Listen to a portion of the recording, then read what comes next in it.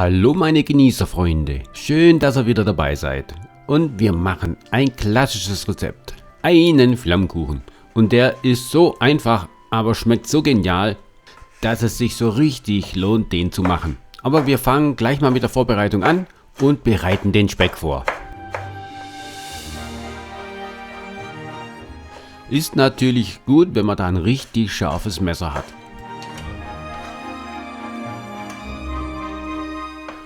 Und für diesen Elsässer Flammkuchen verwende ich Schalotten. Eine ganze Handvoll. Die habe ich natürlich vorher geschält und jetzt schneide ich sie in Ringe. Damit aber die Zwiebeln auf dem Brett einfach besser und stabiler stehen, schneide ich seitlich eine kleine Fläche an. Für den einfachen Flammkuchen benötigen wir natürlich einen Teig und der geht auch ganz einfach. Dann nehmen wir einfach das Mehl, Wasser, Salz und Olivenöl. Das rühren wir dann in einer Schüssel zusammen und kneten das Ganze gut durch.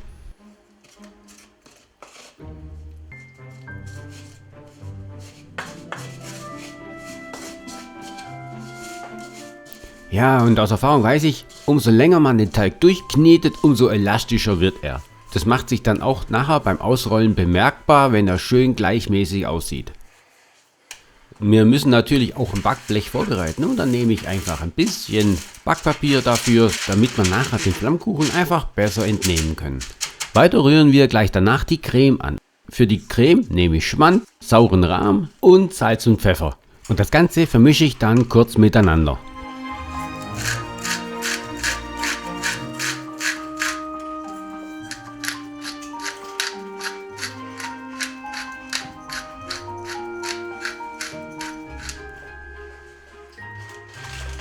Jetzt hat aber der Teig genügend Zeit zum Ruhen gehabt und jetzt mehlen wir die Arbeitsfläche ein und rollen dort den Teig aus.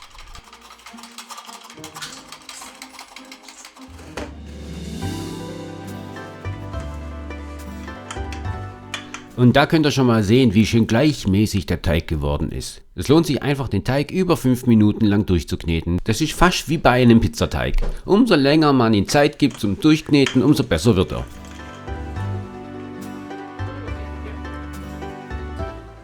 Herrlich, wie schön dieser Teig geworden ist, wie schön flexibel, der reißt überhaupt nicht, genauso möchte ich ihn haben. Jetzt geht's aber Schlag auf Schlag. Wir nehmen jetzt die Creme und geben sie auf den Teig drauf. Die ganze Creme, wir verteilen sie einfach richtig schön auf den Teig. Und danach nehmen wir die Zwiebeln. Die belegen wir natürlich auch schön gleichmäßig und darauf kommt dann der Speck. Ja, und schon sind wir fertig.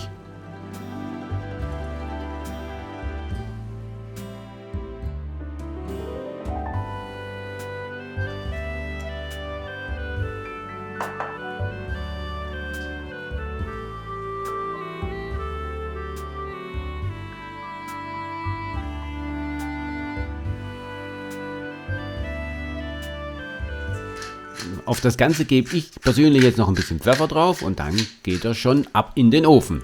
Den haben wir schon auf 250 Grad Ober- und Unterhitze aufgeheizt und da bleibt der Flammkuchen für ca. 20 Minuten lang drin. Aber wir sind noch nicht ganz fertig. Also er kommt danach wieder raus und dann schneide ich kurz ein bisschen Schnittlauch und verteile das drüber. Das passt super dazu.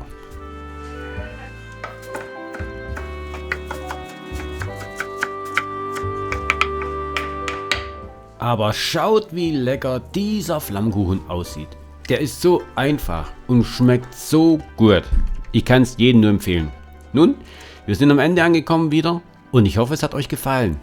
Ich würde mich freuen, wenn ihr mich abonnieren würdet und ich würde mich freuen, wenn ihr bei der nächsten Folge wieder dabei seid. Ich sage Tschüss, bis zum nächsten Mal und bleibt gesund.